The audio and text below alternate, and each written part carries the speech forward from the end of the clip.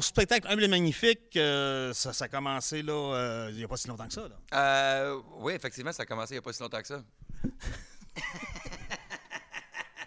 Je voyais que tu cherchais c'était où.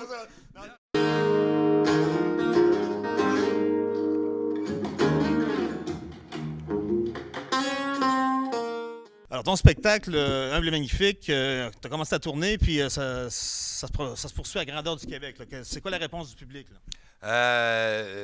Écoute, je te compte une affaire. Okay. Magog. Je t'allais faire un show à Magog. Puis ça, je veux dire, j'ai demandé à mes autres amis humoristes, ça se peut-tu, ça? C'est-tu vrai, ça? C'est juste moi que ça arrive ou ça arrive à tout le monde? Des fois, tu reçois des commentaires sur Facebook. Les gens, ils vont dire « T'es dans mon top 3, mon père, il rit jamais. » Là, il rit. Puis là, je regarde les autres gars, tu sais, les humoristes, puis je fais « Ah, ben lui aussi, il y a ce genre de commentaires-là. » Magog, je vais faire le spectacle, puis il y a un monsieur qui... Moi, je parle avec les gens après le show, tout le temps. Et je prends le temps. Il y a un monsieur Lebrun qui me parle, qui dit « T'es cœur à ton show. » Moi, j'adorais ça. Puis merci beaucoup, c'est très gentil.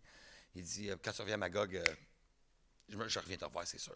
Vous êtes bien aimable. » Puis il me raconte un peu sa vie. Et fait que je l'écoute. Je reviens à Magog 2-3 mois après. Et je vois, il est là, M. Lebrun, encore. M. Lebrun, puis quand je reviens de l'entracte, des fois, je reviens avant la fin de l'entracte. Je jase avec le monde. Parce que des fois, l'entracte, les gens... Je trouve ça long, 20 minutes. Là. Fait que je vais aller jaser un peu. Et là, on m'explique que M. Lebrun a acheté 40 billets de mon spectacle, puis il est allé les vendre porte à porte. OK. Ça, j'avais pas vu ça nulle part. Ça, j'ai demandé au gars, y a-tu des gars? Fait que quand tu me demandes la réponse des gens, je reçois beaucoup, beaucoup d'amour et des fois des gestes qui m'émeuvent fortement.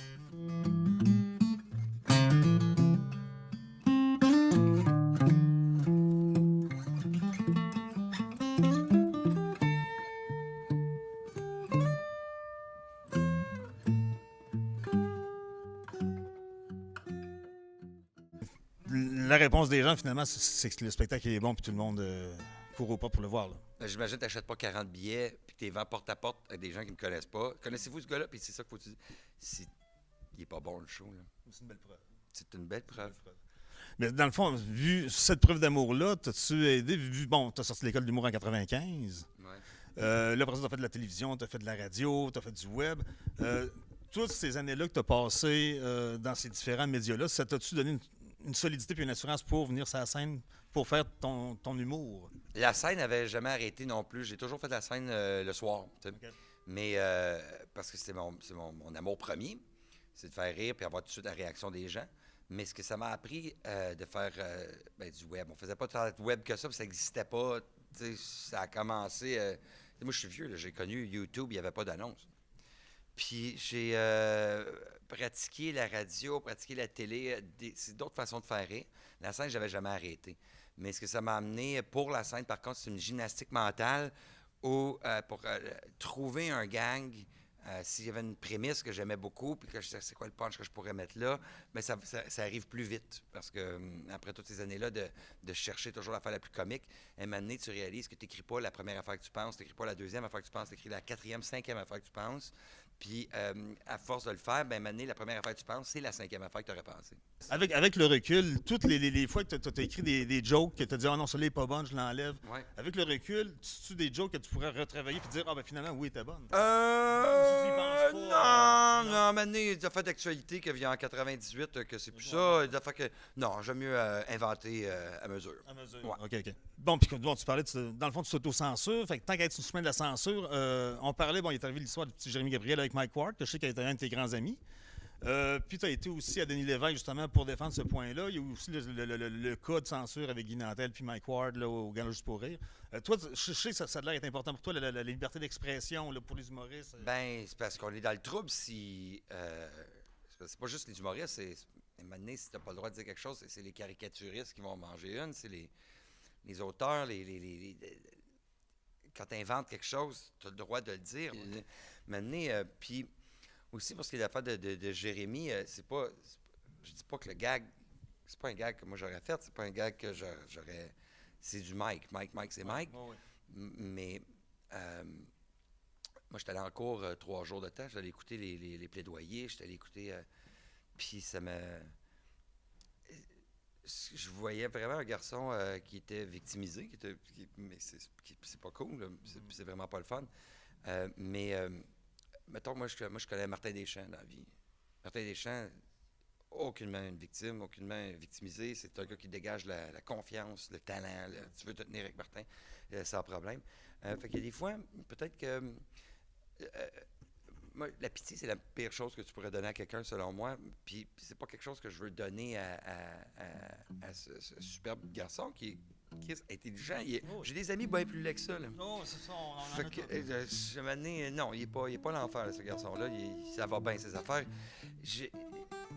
Moi, ce que je défends, c'est qu'il faut pas qu'il y ait une police des mots. T'sais. C'est juste ça, à un moment donné, la police des mots. Déjà qu'on a une police, c'est route. Qui est une business, qui n'est pas là pour nous protéger. Yes.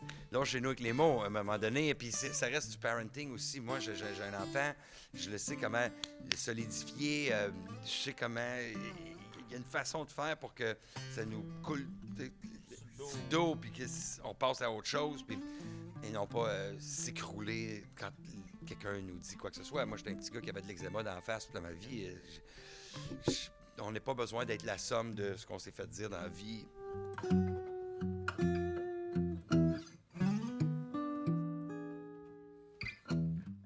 Mais bon, je peux comprendre là, que ça nous rend triste, c'est pas cool.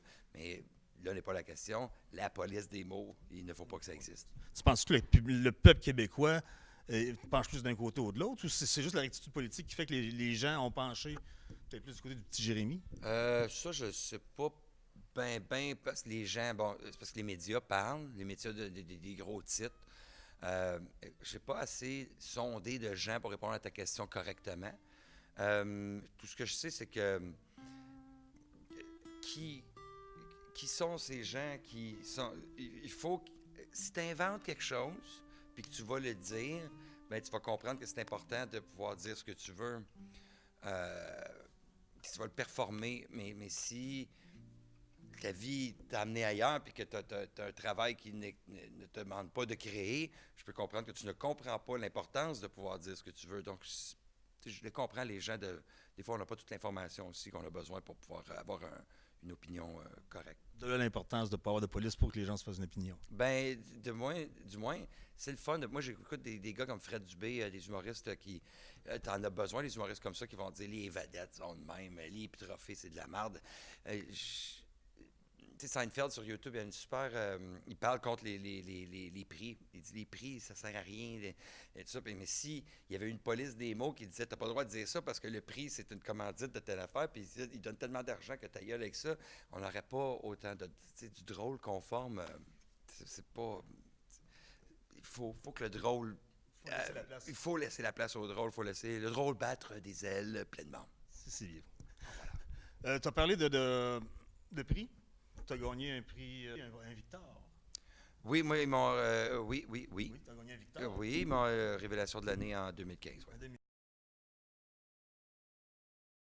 Écoute, c'est 6 ans, 7 ans t'es installé en France. Rousseau, ça fait longtemps qu'il est là, comme c'est là, puis il bûche sur le clou. Rachid, en ce moment aussi, c'est comme la 3e, 4e fois. Faut que tu sois là aux 3 mois. Peut-être en anglais plus. Peut-être tu aimerais ça. Je sais pas, on rêve, hein? Ouais. Mais il me semble que humble en grosses lettres à Vegas, ce serait drôle de voir avec des lumières. Humble en lumière à Vegas, je trouve ça comique. Je sais pas.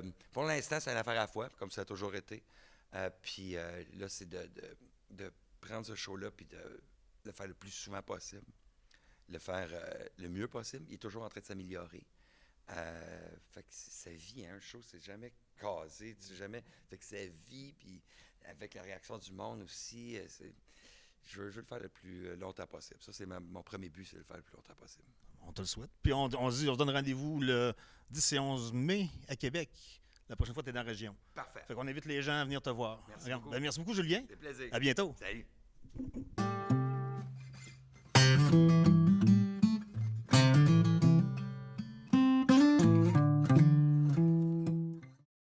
Salut, c'est Julien Tremblay. Vous écoutez Portneuf.tv. Yeah, that's what I do.